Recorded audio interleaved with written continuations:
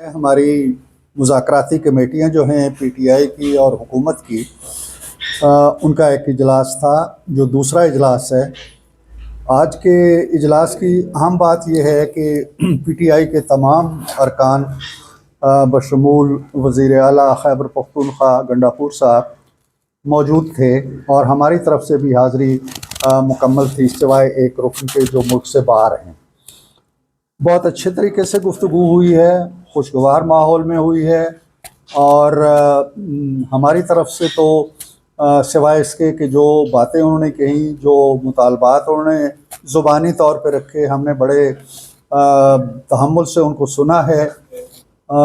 ہماری توقع یہ تھی، پہلی میٹنگ میں یہ طے ہوا تھا کہ دوسری میٹنگ کے اندر وہ اپنے تحریری مطالبات لے کے آئیں گے تاکہ وہ ہم ڈسٹریبیوٹ کر سکیں اپنے الائز کے درمیان بھی، اور خود بھی دیکھ سکیں، اپنی لیڈرشپ کے پاس لے کے جا سکیں اور ان کی رہنمائی حاصل کر سکیں۔ لیکن ایسا نہیں ہوا۔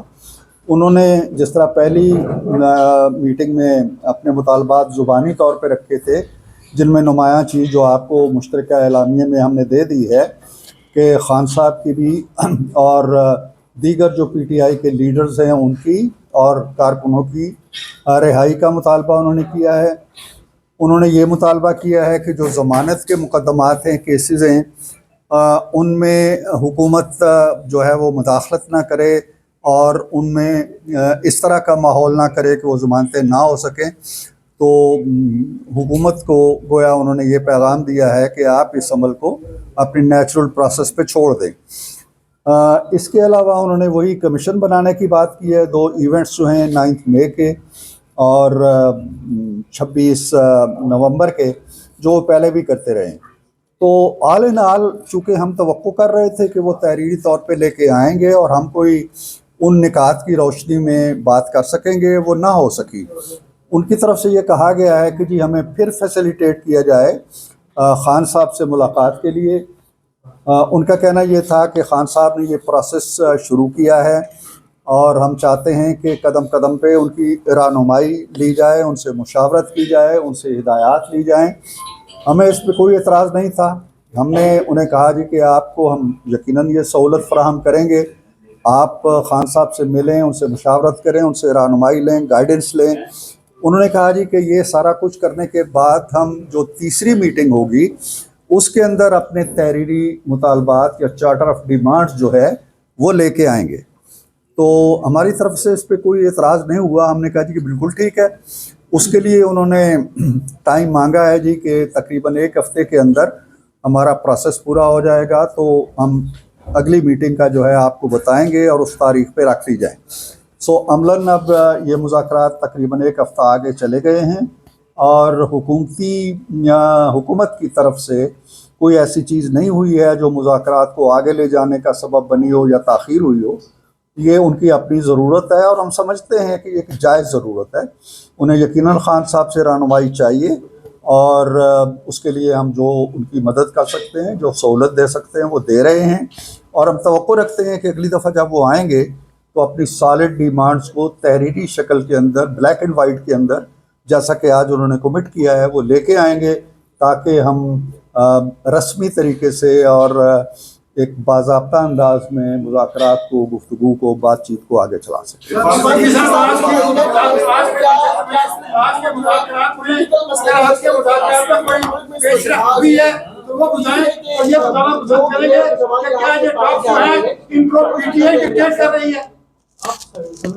جی مجھے اگرچہ کوئی سوال بھی پوری طرح سمجھ نہیں آیا، لیکن صالح ظفر صاحب نے جو کچھ کہا ہے وہ جتنا میں سمجھ پایا ہوں وہ یہی ہے کہ کیا کوئی پیش رفت ہوئی۔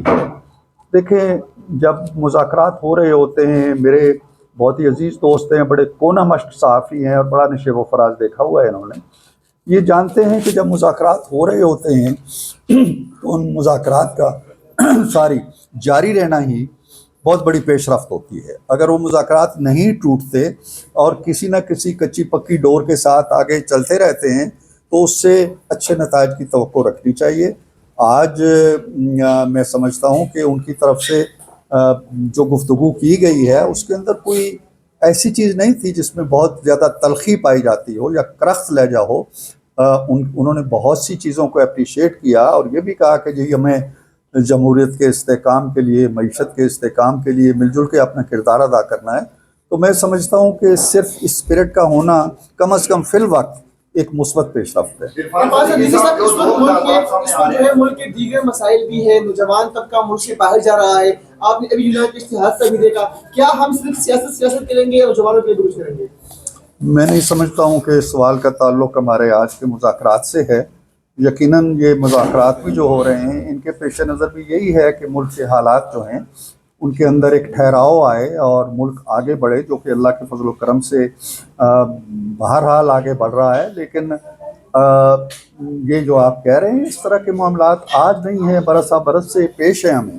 جب تک ہماری معیشت مستحکم نہیں ہوگی، جب تک نوجوانوں کے لیے مواقع نہیں نکلیں گے اور جب تک نوجوانوں کے لیے ایک سمت کا تعین نہیں کر دیا جائے گا تو یہ ایشوز رہیں گے. یہ بتائیے گا 6 جنوری کو 190 ملین پاؤنڈ کا جو فیصلہ تھا پچھلے لاسٹ ایئر کی نہیں ہو سکا، 6 جنوری کی تاریخ ہے جو کہ آپ بھی اور آپ کی جو نون لیگ کی قانونی ٹیم ہے وہ بھی کہہ چکی ہے. بڑے اسٹرانگ ایویڈنس ہیں. وفاقی وزراء بھی کہہ رہے ہیں کہ عمران خان کو سزا ہو جائے گی اور 14 سال کے ٹویٹ آ رہے ہیں. تو اگر سزا ہو جاتی ہے منڈے کو تو مذاکرات سمجھ بیک فٹ پہ تو نہیں چلے جائے گا یہ سب؟ دیکھیں، ہم پہلی جو ہماری میٹنگ تھی اس میں ہم نے چند چیزیں طے کی تھی آپس میں. ایک یہ کہ جو باہر کے عوامل ہیں، باہر کے معاملات ہیں، باہر کی تبدیلیاں ہیں، چاہے وہ مقدمات ہیں، چاہے ان کے فیصلے ہیں، چاہے وہ سزائیں ہیں، چاہے وہ بریت ہے، چاہے وہ کسی کا بیان ہے، چاہے وہ کسی کا ٹاک شو ہے، ہم ان چیزوں کو اہمیت نہیں دیں گے. ہم اس کمرے کے اندر جو ایک فضا ہم نے بنائی ہے اس کو جاری رکھیں گے. تو میں سمجھتا ہوں کہ جو بھی نتیجہ آئے گا 6 جنوری کو، کم از کم ہماری طرف سے اس نتیجے کی بنیاد پہ مذاکرات جو ہیں ان کے تسلسل میں کوئی رکاوٹ نہیں آئے گی.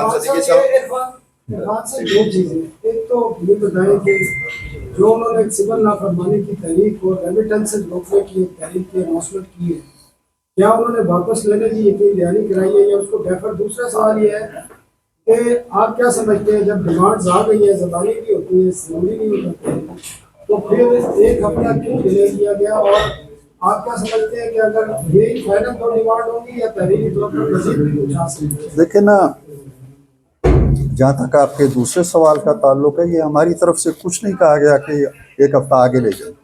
یہ ان کی ڈیمانڈ ہے جنہوں نے مطالبات لے کے آنے ہیں. ہو سکتا ہے کہ وہ ان مطالبات میں مزید تراش خراش کرنا چاہتے ہوں، نئے سرے سے کوئی ترجیحات بنانا چاہتے ہوں. مجھے نہیں معلوم کہ ان کے پیش نظر کوئی بات ایسی ہوئی ہوگی کہ جس کے پیش نظر وہ چاہتے ہیں کہ معاملہ 6-7 دن آگے چلا جائے. ہماری طرف سے نہیں ہے. ہماری طرف سے مطالبات آئے ہوتے تو پھر ہم کہتے جی کہ ان مطالبات پہ غور کرنے کے لیے، اپنی لیڈرشپ کے پاس لے جانے کے لیے، وکلاء سے مشورہ کرنے کے لیے ہمیں اتنا ٹائم چاہیے. اس کی نوبت نہیں آئی. ابھی آپ یوں جانیے کہ جو گیند ہے وہ انہی کے کورٹ میں ہے. پہلا سوال کیا تھا آپ کا؟ دوسرا تھا کہ جو ریمیٹنسز انہوں نے overseas سے، ہاں، وہ اس سلسلے میں نہ ہم نے کوئی ضمانت چاہیے ان سے، نہ ہم نے کوئی گلہ کیا ہے ان سے، نہ ہم نے ان سے کہا ہے جی کہ آپ یہ کال واپس لیں. یہ ان کی ثواب دید پہ ہم نے چھوڑا ہوا ہے. وہ اگر اس کو مناسب سمجھتے ہیں کہ مذاکرات بھی چلتے رہیں، سول نافرمانی بھی چلتی رہے، پاکستان کی معیشت کو روکنے کے لیے وہ جو اقدامات کرنا چاہتے ہیں وہ بھی کرتے رہیں، یہ ہم ان پہ چھوڑتے ہیں. ہم نے کوئی مطالبہ نہیں کیا کہ جی اس کال کو واپس لیں. عثمان صدیقی صاحب، جو 2 مطالبات، جو بڑے مطالبات سامنے آ رہے ہیں، ایک جوڈیشل کمیشن کے حوالے سے اور ایک بانی پی ٹی آئی کی رہائی سمیت تمام جو سیاسی قیدی ہیں، اس پر آپ ایک سینئر سیاستدان ہیں، پاکستان کے آئین اور قانون میں کیا اس طرح کی کوئی گنجائش موجود ہے؟ کیا کامنٹ کریں گے؟ دیکھیے، مطالبات آنے کے بعد ہم یقیناً دیکھیں گے، لیکن آپ اگر چاہتے ہیں کہ میں کمیٹی کے رکن سے ہٹ کے آپ نے سیاست کا ذکر کیا، ہمیں یہ دیکھنا ہوگا کہ کیا پاکستان کی ہسٹری میں ایسا ہوا ہے کہ کسی ایگزیکٹو آرڈر سے قیدیوں کی سزائیں ختم ہوئی ہوں. ہمارے ہاں مجھے کم از کم ایسا کوئی واقعہ یاد نہیں آتا ہے. ایک واقعہ بیان کیا جاتا ہے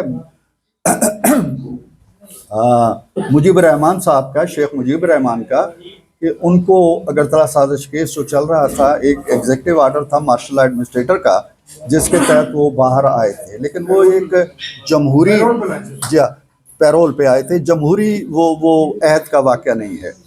दूसरी बात यह है कि हम कानूनी मुशावरत करेंगे इस मुतालबे पे कि हुकूमत क्या कर सकती है। मैंने कम से कम अपनी ज़ाती तौर पे मैं बता दूं कि मैंने पहली मीटिंग में भी उनसे कहा था कि जी आप 3.25 साल आपकी हुकूमत रही है, आप हुकूमत के असरार और रमूज़ को भी बहुत अच्छी तरह जानते हैं, और डार साहब से लेके और मुझसे लेके और राना साहब से लेके जज जितनी सफ बैठी हुई थी, ये सब की सब जेलों में रही है उस दौरान। अगर इनमें से कोई एग्जीक्यूटिव ऑर्डर से बाहर निकला हो तो उसकी निशानदेही करें, लेकिन ऐसा नहीं है, सब ने अपने मुकदमे लड़े हैं।